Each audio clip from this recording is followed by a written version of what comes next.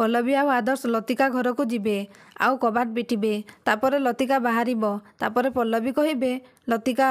ତାପରେ ଲତିକା ସେଠାରୁ ପଳାଉଥିବେ ଆଉ ପଲ୍ଲବୀ କହିବେ ଲତିକା ରହିଯା, ଖସି ଚାଲିଯିବା ପାଇଁ ଜମା ବି ଚେଷ୍ଟା କରନା, ନହେଲେ ଏଥିରେ ତୁ ହିଁ ବିପଦରେ ପଡ଼ିବୁ। ତାପରେ ଲତିକା ଅଟକି ଦେବେ। ତାପରେ ପଲ୍ଲବୀ ଆଉ ଆଦର୍ଶ ପାଖକୁ ଆସି କହିବେ ମୁଁ ଠିକ୍ ଜାଣି ସାରିଥିଲି ତୁ ମୋତେ ଚିହ୍ନି ପାରିଲୁ, ସେଥିପାଇଁ ତୁ ଏଠୁ ଖସିଯିବା ପାଇଁ ବାହାରିଥିଲୁ ନା।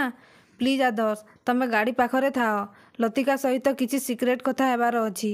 ତାପରେ ଆଦର୍ଶ କହିବେ କିନ୍ତୁ ପଲ୍ଲବୀ। ପୁଣି ପଲ୍ଲବୀ କହିବେ ଆଦର୍ଶ ପ୍ଲିଜ୍, ମୁଁ ଚାହୁଁନି ତମେ ସେସବୁ କଥା ଶୁଣ, ତମେ ଯାଅ ଗାଡ଼ି ପାଖରେ ରହ, ମୁଁ ୟାକୁ ହ୍ୟାଣ୍ଡେଲ୍ କରୁଛି। ତାପରେ ଆଦର୍ଶ ଚାଲିଯିବେ। ତାପରେ ପଲ୍ଲବୀ କହିବେ ଲତିକା, ମୁଁ ତତେ କିଛି ପ୍ରଶ୍ନ ପଚାରିବାକୁ ଚାହେଁ। ମୁଁ ଜାଣେ ତୁ ପରିସ୍ଥିତିରେ ପଡ଼ି ମିଛ ସାକ୍ଷୀ ଦେଇଛୁ, କିନ୍ତୁ ଏଥିରେ ତୋର କିଛି ବି ଦୋଷ ନାହିଁ। ତାପରେ ସେପଟେ ଗୌରବ କହିବେ ଭୁଲ ଲୋକଙ୍କ ସାଙ୍ଗରେ ସାଙ୍ଗ ହେଲେ ଶେଷରେ ଏଇ ଅବସ୍ଥା ଭୋଗିବାକୁ ପଡ଼ିଥାଏ ରିମଝିମ୍। ସେଥିପାଇଁ ତ ରୁବି ଆଣ୍ଟିକୁ ଚାନ୍ସ ମିଳିଗଲା ମୋତେ ଫସେଇବା ପାଇଁ। ହେଲେ ତମେ ଚିନ୍ତା କରନି ରିମଝିମ୍, ନିଜକୁ ପ୍ରମିସ୍ କରି ସାରିଛି। ପଲ୍ଲବୀ ଏଥର ମୋତେ ଜେଲରୁ ବାହାର କଲା ପରେ ମୁଁ ଆଉ କେବେ ବି ଗୁଣ୍ଡା ବଦମାସଙ୍କ ପାଖକୁ ଯିବିନି। ମୁଁ ପୁରାପୁରି ସୁଧୁରି ଯିବି। ତାପରେ ରିମଝିମ୍ କହିବେ ଯାହା ପାଇଁ ଏତେ ନାଟକ, ତମେ ତାରି ନାଁ ନେଉଛ। ପଲ୍ଲବୀ ତମକୁ ଏଠୁ ମୁକୁଲେଇବ କ'ଣ ଗୌରବ? ସିଏ ହିଁ ତ ତମକୁ ଆରେଷ୍ଟ କରି ରଖିଛି। ତାପରେ ଗୌରବ ଆଶ୍ଚର୍ଯ୍ୟ ହେଇଯାଉଛନ୍ତି। ତାପରେ ଏପଟେ ପଲ୍ଲବୀ କହିବେ ମୁଁ ଜାଣିଛି ଗୌରବ ଭାଇଙ୍କୁ ତୁ ଆରେଷ୍ଟ କରେଇଛୁ, ପୋଲିସ ଚାର୍ଜସିଟ୍ ଜାଗାରେ ତୁ ସାଇନ୍ ମାରିଛୁ। ତାପରେ ଲତିକା କହିବ ମୁଁ ମୋ ଆଖିରେ ଯାହା ଦେଖିଛି ସେଇଆ କହିଛି।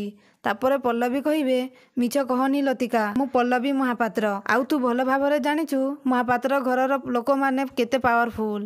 ମୁଁ ଯଦି ଚାହିଁବି ତତେ ପୋଲିସ ହାତରେ ଆରେଷ୍ଟ କରେଇ ସବୁଦିନ ପାଇଁ ଜେଲ୍ ପଠେଇ ଦେବି, କିନ୍ତୁ ମୁଁ ସେମିତି କରିବିନି।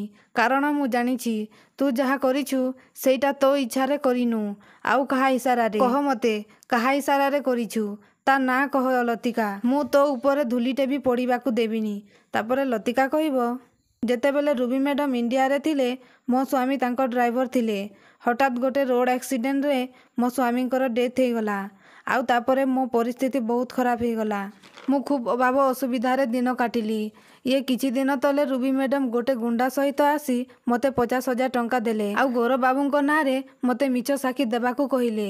ଟଙ୍କା ମୋର ନିହାତି ଦରକାର ଥିଲା, ସେଥିପାଇଁ ବାଧ୍ୟ ହେଇ ତାଙ୍କ କଥାରେ ରାଜି ହେଇଗଲି।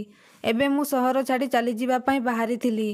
ତାପରେ ପଲ୍ଲବୀ କହିବେ ରୁବି ମାଉସୀ ତତେ ଯେତିକି ଟଙ୍କା ଦେଇଛନ୍ତି ତାଠୁ ଅଧିକ ଟଙ୍କା ମୁଁ ତତେ ଦେବି।